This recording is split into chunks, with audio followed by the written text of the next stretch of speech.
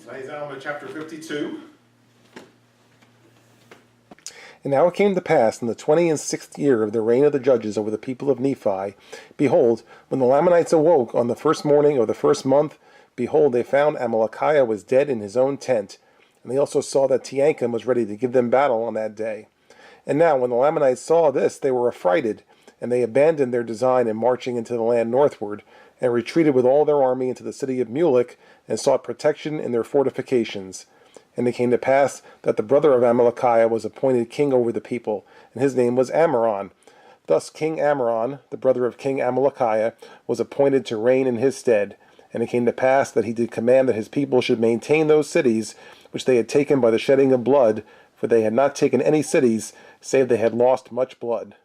It's picking up from the end of the previous chapter, right? It says that they woke up the next morning and the king was dead, and so needless to say, I mean, it throws them off here in terms of what to do. That you kind of go along, assuming that you have a leader, and your leader is kind of pointing out the way to go and giving you direction. And then suddenly the leader is gone, and so now they're like, well, what are we going to do? All right. So as you can see, that they were frightened. Instead of continuing on, they kind of retreated back to one of their cities and their forts, and said, like, what are we going to do now?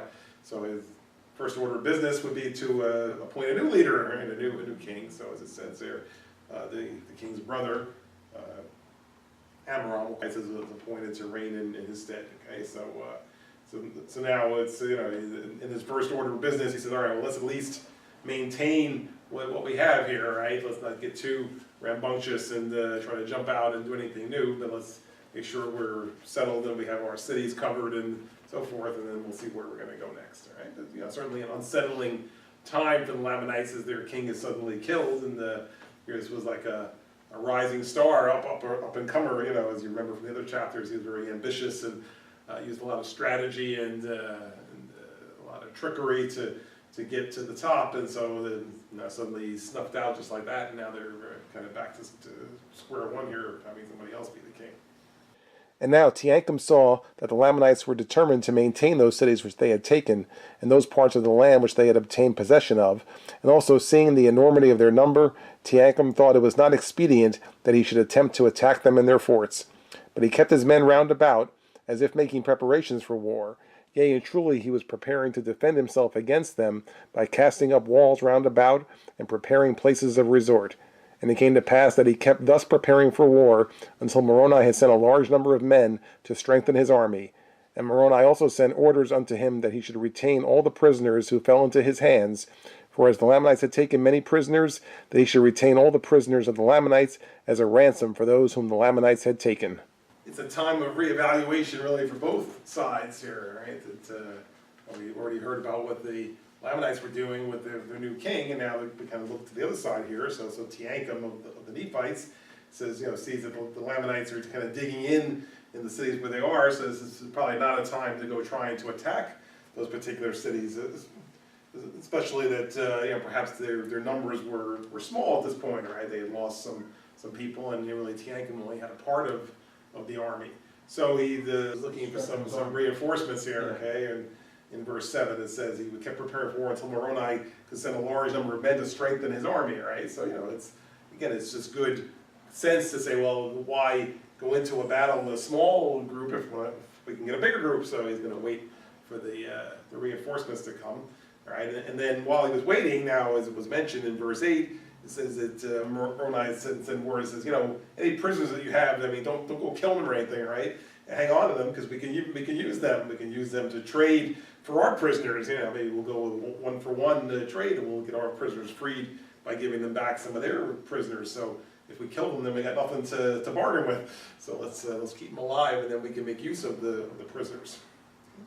And he also sent orders unto him that he should fortify the land bountiful, and secure the narrow pass which led into the land northward, lest the Lamanites should obtain that point, and should have power to harass them on every side. And Moroni also sent unto him, desiring him that he would be faithful in maintaining that quarter of the land, and that he would seek every opportunity to scourge the Lamanites in that quarter, as much as was in his power, that perhaps he might take again by stratagem or some other way those cities which had been taken out of their hands, and that he also would fortify and strengthen the cities round about, which had not fallen into the hands of the Lamanites. And he also said unto him, I would come unto you, but behold, the Lamanites are upon us in the borders of the land by the west sea, and behold, I go against them, therefore I cannot come unto you. They're communicating here by letter, basically, right? Because you can see the Teancum and Moroni are in two different places, but yet they're talking to each other. So they couldn't talk on the telephone, right? And they couldn't send an email or text message, right? So that it was probably somebody on a horse carrying a note, right? And or something, or however they got back and forth. And so they're kind of talking to each other this way, and so that's why I said Moroni said to hang on to the prisoners and don't kill them, so we can use them for swapping, right? He says to take care of the land bountiful, right? Because the land bountiful, as we recall, was kind of at the northern edge, so at least then we're not going to be totally surrounded, right? Because the northern end, this way at least we have that part, where there's nobody behind us, right? So just in terms of placing the people in the right places, is why he says don't let the land bountiful get away, right? And then let's hang on to what we have and just hang in there until I can get the rest of the army there. But right now I can't send the rest of the army because, as it says in 11, it says I'm kind of tied up. The Lamanites are fighting us right now, right? And they're upon us, the borders of the land, and so I can't really spare them right now. But as soon as I can, I'll send them over here. So that's all. Just saying, just hang in there. Guard what we have. Keep an eye on what they're doing, and then as soon as I can come and help you, then I will. Now the king, Ammoron, had departed out of the land of Zarahemla, and had made known unto the queen concerning the death of his brother, and had gathered together a large number of men, and had marched forth against the Nephites on the borders by the west sea.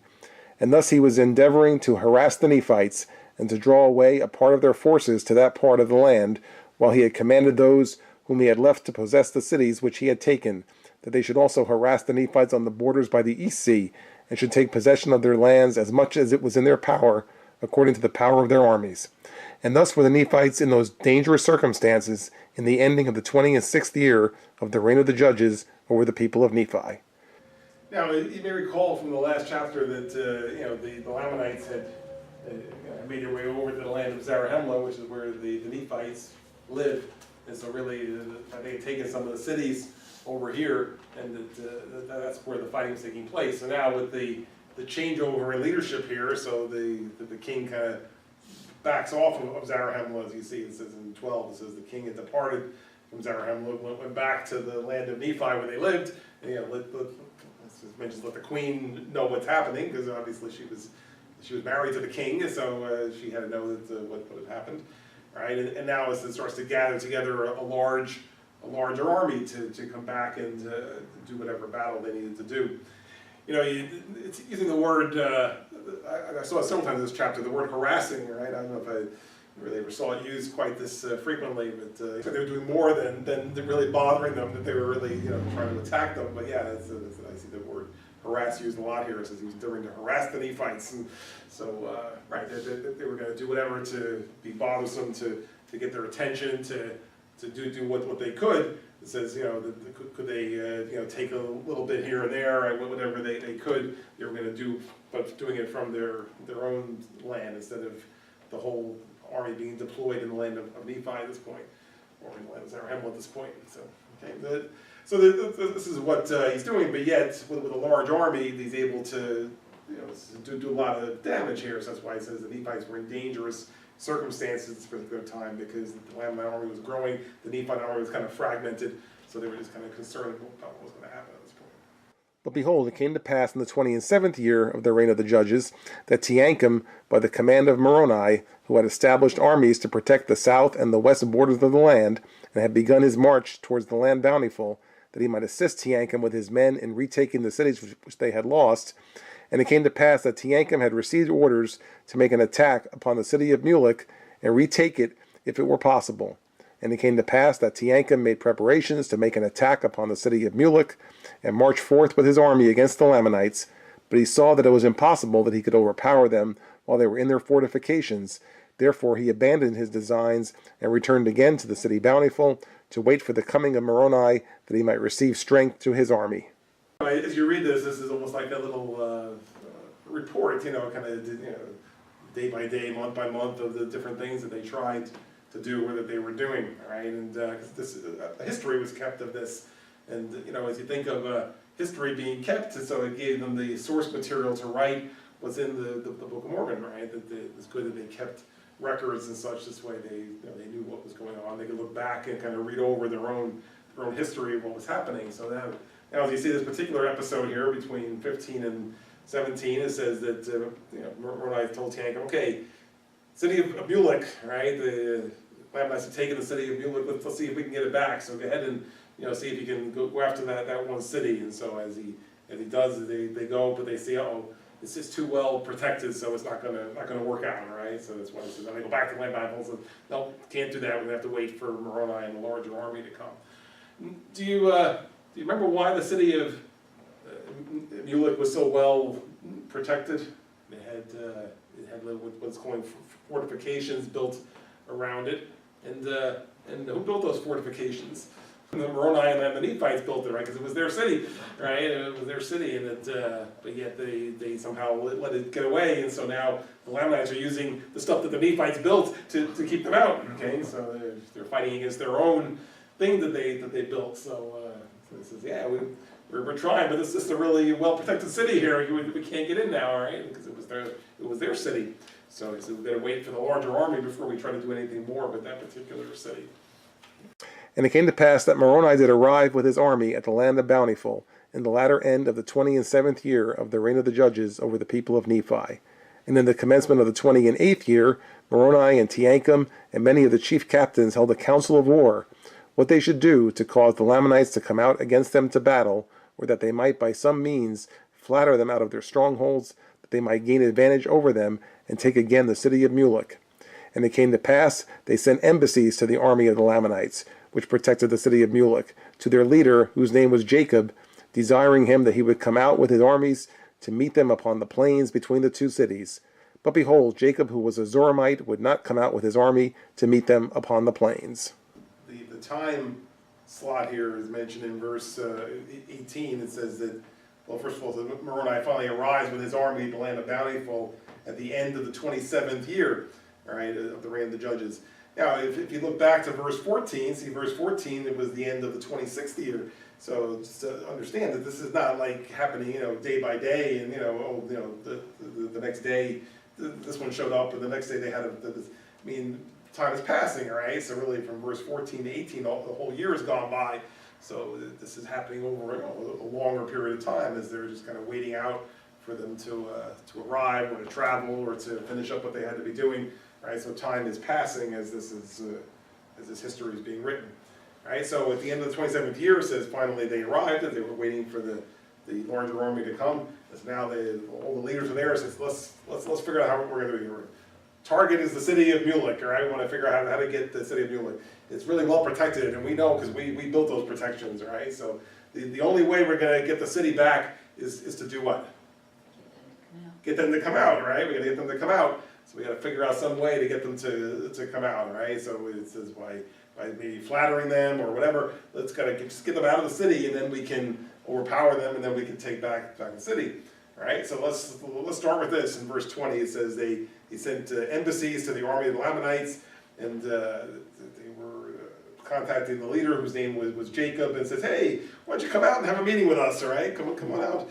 And we'd like to get together with you, see what we can do. It says, but behold, says Jacob, who was a Zoramite, not sure why they threw that part in. Maybe that meant he was smarter than that. But he says he would not come out with his army to meet them. All right, no, that's okay. I'll just stay in here in my safe city, thank you. And then thanks for the invite, but I'll decline this time. And it came to pass that Moroni, having no hopes of meeting them upon fair grounds, therefore he resolved upon a plan that he might decoy the Lamanites out of their strongholds. Therefore he caused that Tiankum should take a small number of men and march down near the seashore, and Moroni and his army by night marched in the wilderness on the west of the city Mulek. And thus on the morrow, when the guards of the Lamanites had discovered Tiankum, they ran and told it unto Jacob their leader. And it came to pass that the armies of the Lamanites did march forth against Tiankum, supposing by their numbers to overpower Tiankum because of the smallness of his numbers. And as Tiankum saw the armies of the Lamanites coming out against him, he began to retreat down by the seashore northward. this is a new plan, right? The direct approach didn't work, so now that will try to fool them a little bit, right? So it says that they send Teancum and his part of the army, which was just a small part of the army, just over, it says, by the borders of the city, right? It says they went down by the seashore and so forth, and waited to be seen.